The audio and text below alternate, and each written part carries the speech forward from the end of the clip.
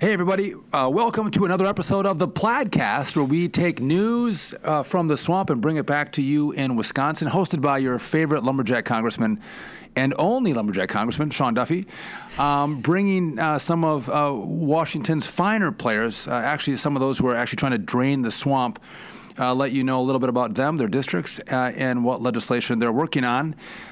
This week, I'm blessed to have Claudia Tenney with me from New York 22. Claudia, thanks for coming on the Plaidcast. Thank you so much. I see the plaid everywhere. This is for real. So actually, we actually have a plaid little tablecloth as we're engaging in this discussion. I wanted Claudia to be in the right mindset as we had plaid this jacket. Fantastic conversation. Plaid jacket. Mad about tie. plaid. I usually have a plaid coffee cup too. I lost it though. I've got to get another one. We'll get you a new one. So, Claudia, you serve in financial services. You and I serve there together. But tell me about your district, New York 22. What's it like? Where's it at? Because when I think of New York, I think of New York City, and I guess there's a whole big state outside of the city, right? Absolutely. I'm way up in upstate New York, so I am border of Lake Ontario. So you cross Lake Ontario, you're in Canada, and I go all the way down to the Pennsylvania border, right in the center and the heart of central New York. And my biggest cities are Utica and Rome, and I also have Binghamton, home of IBM. How big are those cities? Utica's about 57,000. Rome's about 25 to 30,000. They were bigger at one time. We've had unfortunately a huge downturn. We're once very thriving economy. We're actually the Erie Canal, which changed the Industrial Revolution 200 years ago, was actually dug. The first shovel was put in the ground in my district. So straight across New York into Ohio, allowed shipping and commerce across the United States all the way to New York City and to our ports. But we've had some declines over the last several decades, and so we're trying to come back. We're the Rust Belt of New York. Because of what? What's caused a downturn? High taxes, high costs, NAFTA. We think a lot of it is jobs gone overseas. A lot of our businesses have closed because we just can't compete with NAFTA, giving such an unfair advantage to our competitors overseas and not to us. So what kind of businesses do you have in your district? We have a lot of small businesses. We actually have some manufacturing. Remington Arms was founded in my district, for example, Nice. is still there. We have Rome, what was known as Revere Copper and Brass, but it's now considered Rome Manufacturing. They do. Remember the copper kettles and all those good things? Yeah. Those were all made here. Now they're all made in China and Asia. But what Rome still has some of those materials. It's still an active business. My family business was founded in 1946. We do pharmaceutical packaging. I had a newspaper. I ran the newspaper for a while. We sold it in 2004, which is how I ended up in my odyssey in politics. So we have a lot of great small businesses, a lot of really well-known businesses, many of whom have moved out. A lot of New York in the Northeast is suffering from that. So if you look at your district, and you have some moderate-sized cities, but you must have a fairly large district then, and a lot of rural Very New York. rural. Agricultural is still the number one industry. People find that hard to believe. We're the number 3 milk producer in the nation. You're number 1. Danka, thank you for that. Dude, by the way, we have the happiest cows that produce the most milk in my district, but that's a different story, Claudia. We'll bring that to you. Yeah. Happy cows, a lot of milk. We have a lot of milk, too. We just had a Secretary Perdue in our district trying to help us maintain and preserve the tradition of the family farm, the small business in our community. We had Secretary Perdue as well, so there you right go. back at you. That's great. He's doing a great job for all of us then. He knows where our milk producers are. But you know what? He goes and he listens to people, which is great. He's great. And you know what the best thing about the whole trip was? We got served whole milk, chocolate milk, which is my favorite food on earth, and it was awesome. It's delightful. It was delightful. So you talked about your district. You've talked about trade and what impact it has had on your district. And we actually had a candidate in recent times who talked almost exclusively about bad trade deals. Yes. Obviously, I'm speaking about President Trump. A New Yorker. New Yorker. Our first Republican president since Teddy Roosevelt. We'll take it. Yeah, Teddy Roosevelt especially. How did he do in your district? He won my district by 16 points. By 16 points. There was obviously, that Gary Johnson was in there, but Hillary Clinton got about 39% in my district. So he was very strong. He spoke a lot to the people who have been lifetime people in our communities who were working, maybe union workers, construction workers, everyone who wanted to see change and wanted to see jobs brought back. And actually were very compelled, the independents, by this the bad trade deals message, which incidentally is something that I've written about and run on as a member of the State Assembly for 6 years prior to running for Congress this year as a freshman member. So if President Trump won by 16 points, is that the traditional Republican number in your district, or did President Trump outperform what past Republicans have done? Well, President Obama lost to Mitt Romney by 1 point. John McCain won in a similar version of the district. We went through reapportionment and redistricting in 2012, so the district was slightly different, but it tends to go Republican in congressional or in presidential years. So it was a big year.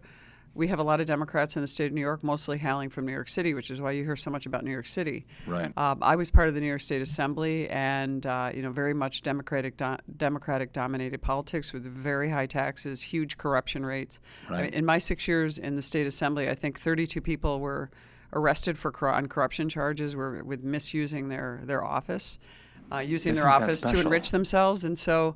I introduced a bill and co-sponsored a bill in the State Assembly that would address many of these issues. I was the first to call for the resignation of our corrupt speaker, who was ultimately convicted on corruption charges. Did he go to prison? Not yet. He's fighting that.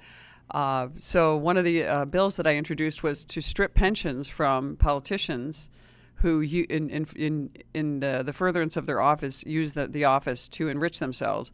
I have introduced that same bill this week in the House of Representatives, and to prevent corrupt politicians who are convicted of felonies from being able to receive their taxpayer-funded pensions. Their pensions. And what does a politician have to do? What classifications of crimes they have to commit? You have to do a felony that is in the discharge of your duties, at your official duties. So it's not going to include somebody who gets a number of DWIs or unrelated charges, but it has to be charges related to moral character in the discharge of your duties, where you're using embezzlement, various. It has to be a felony level charge. So I got to tell you, I'm surprised that you bring that up, because I would think that someone who would be convicted of that kind of a crime, of a crime in the discharge of your duties, that you would not be able to collect your pension, that you actually have to introduce a bill to make that happen, is actually shocking to me that we haven't already done Absolutely. it. So and good Sheldon for you for bringing Silver it up. and others are enjoying a very, very healthy pension in New York State after being convicted on charges where a number of charges, but using his office to enrich himself to the tune of millions of dollars in asbestos-related lawsuits as a personal injury, and a lawyer, and New York State, the trial bar, and I'm a lawyer. You're a lawyer. I used to play one. Yeah, still play one. I was a prosecutor. That plays better. Almost every terrible bill that comes through the State Assembly has an angle for the trial lawyers to enrich themselves. That's and right. Sheldon Silver took it to a level that was unprecedented, and so that's what inspired it before. And interestingly enough, this past year on our ballot, New York State passed a statewide referendum introducing that bill and the ability of a judge to take away a pension for the same reasons, for moral conduct in the discharge of your official duties as a state elected official. So when you did this in the New York Assembly, what kind of feedback did you get? Was everyone like, of course, we voted Claudia? for it. The Republicans voted for it. And Democrats did not? No. So it didn't pass? Didn't pass. No. Eventually we got one passed that was very watered down. And then they finally passed this one, which was passed by both parties. So that was watered down. It's better but it at least gives the discretion of a judge to be able to take it away. A party that's fighting for corrupt politicians. Go figure. Yeah. Oh my God. Isn't that amazing? It's actually shocking. Well, yeah. you can include me on your bill. I didn't That'd know be you great. We'd love to have. We're looking fantastic. for sponsors today. So I'll do that. So, but speaking of legislation, you've mentioned that.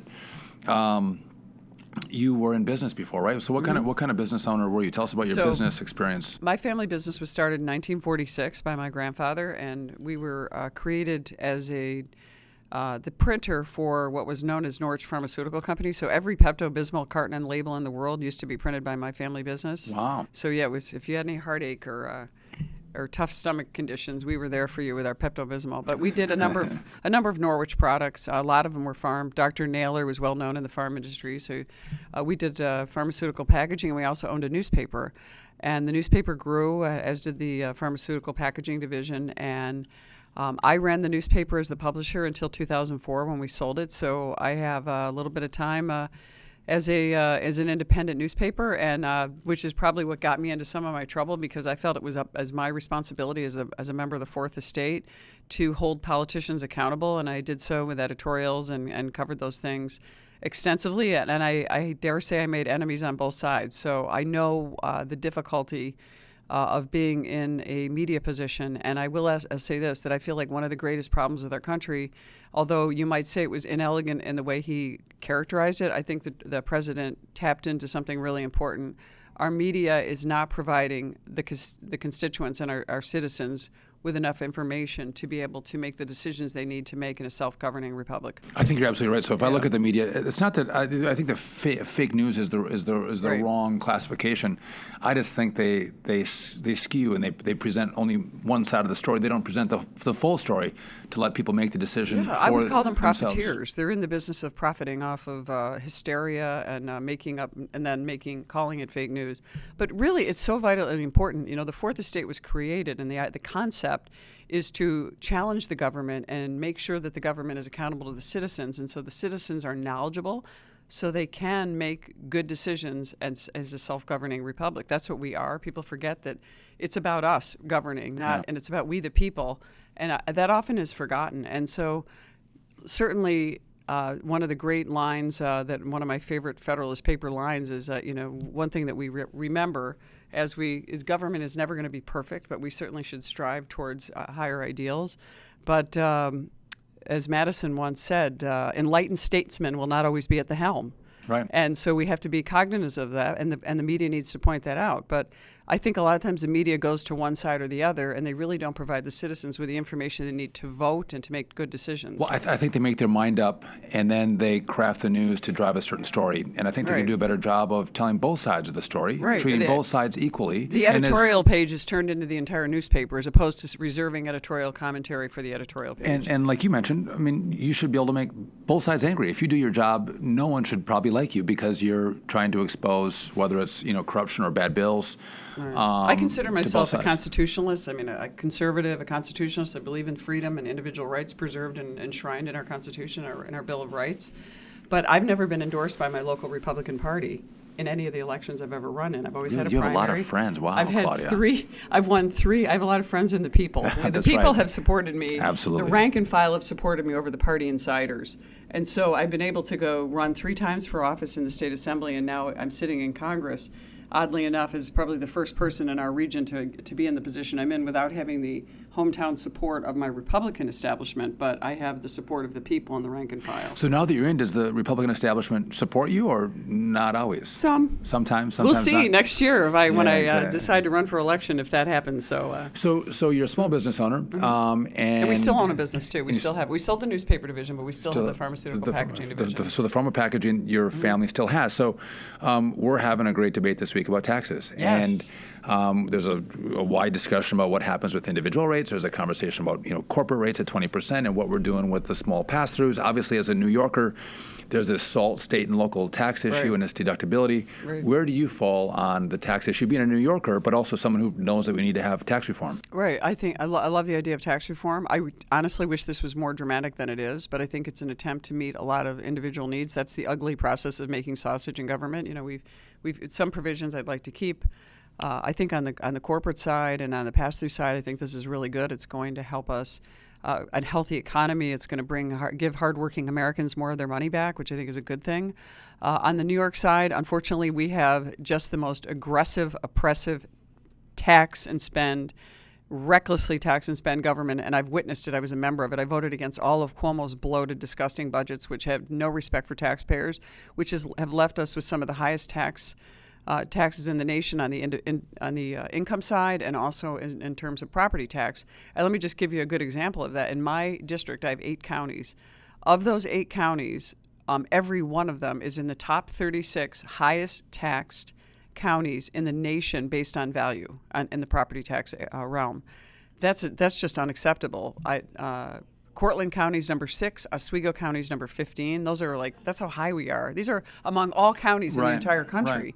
Based on value, thanks to the continuous passage of unfunded mandates down to our local governments and to our counties, and the attempt at trying to centralize power with the governor and his use of what I call the slush fund. So he takes billions of dollars and sets it aside for his own personal pet projects in our executive budgets Right. every year.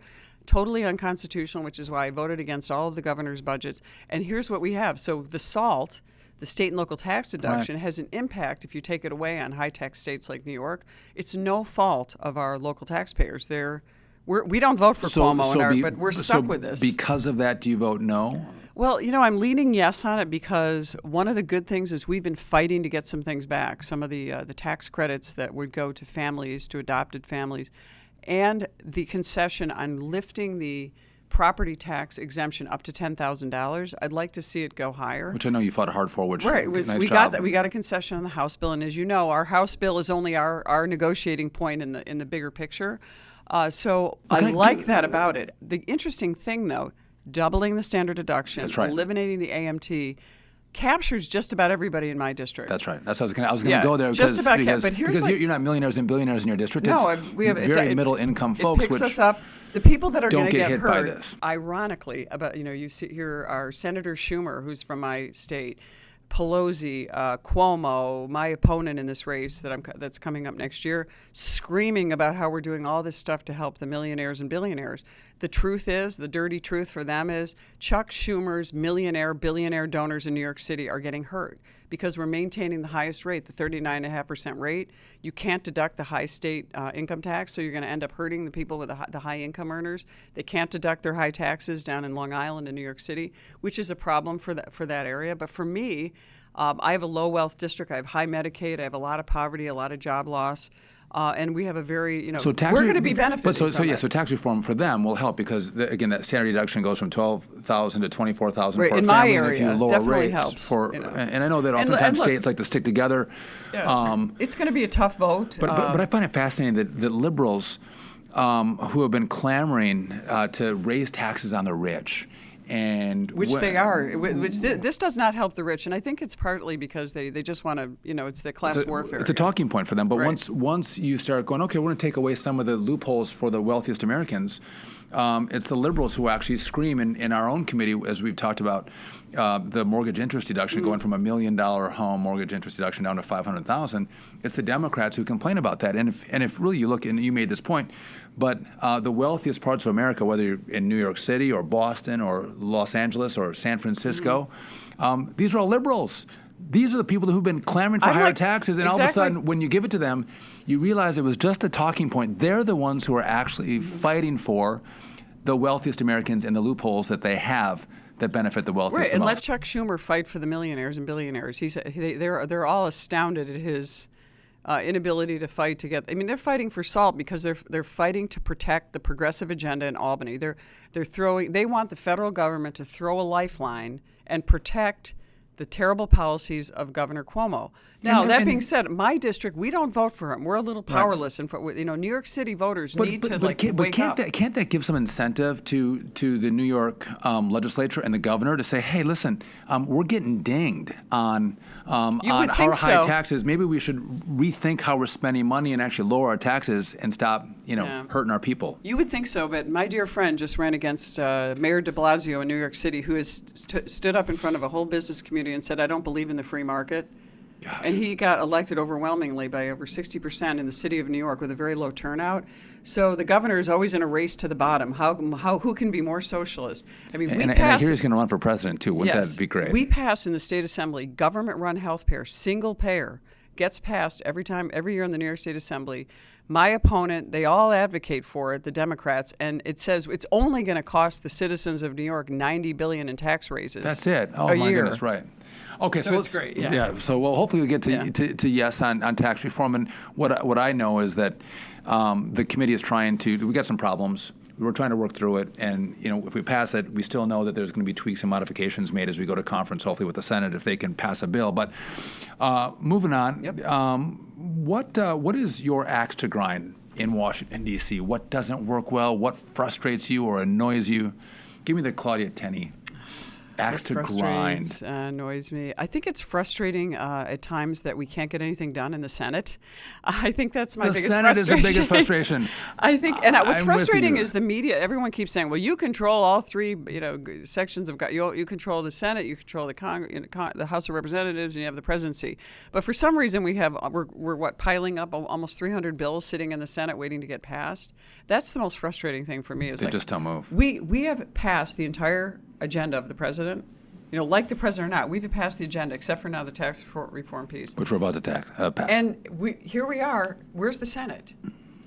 That's right. Sometimes I wonder if they even work over there. Yeah, They show up and honestly, nothing happens. I think some of these people need to stand up and get counted. Are they really Republicans? Are we advancing what we stand for as Republicans? We are the compassionate party. We're the people that care about solving problems. And I find the demagoguery of the Democratic Party really upsetting here. I mean, I deal with Democrats. I was overwhelmed by Democrats in the state assembly and the arrogance of them when I was there.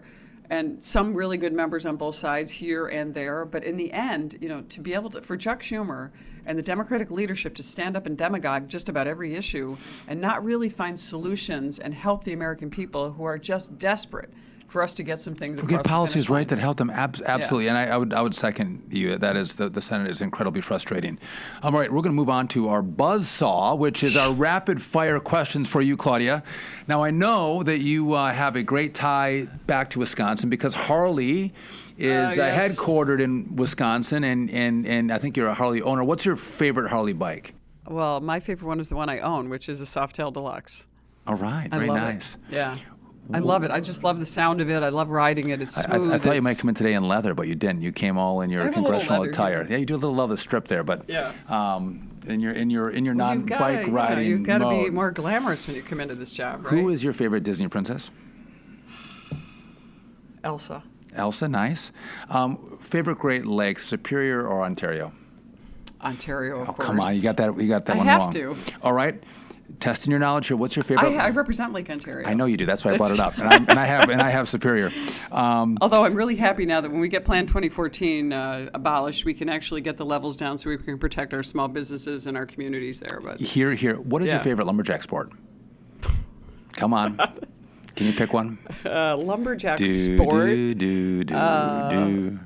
I think log splitting. Log splitting is not a sport, Claudia. Or chopping. We say chopping. What's I'll the take thing that. with it? What's the Scottish sport where they They're throwing logs. We don't do they that. We throw those logs. we I love chop, watching we that when I go to saw, the we climb, Scottish we log fest. roll. I'm Scottish. You did not do your preparation Yeah. for our little conversation here. Okay. Least favorite thing in New York? The taxes. The taxes. Great answer. Okay.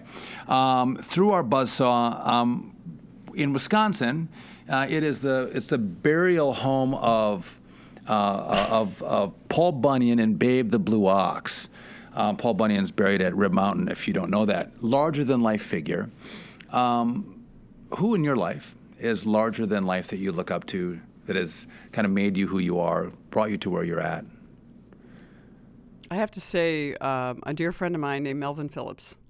He's a full-blooded Oneida Indian who is fighting the good fight for his culture and his land, and he's getting completely having the federal government has reached in and taken his land, is trying to take his land away from him for rich casino interests, Washington lobbyists, corrupt political interests.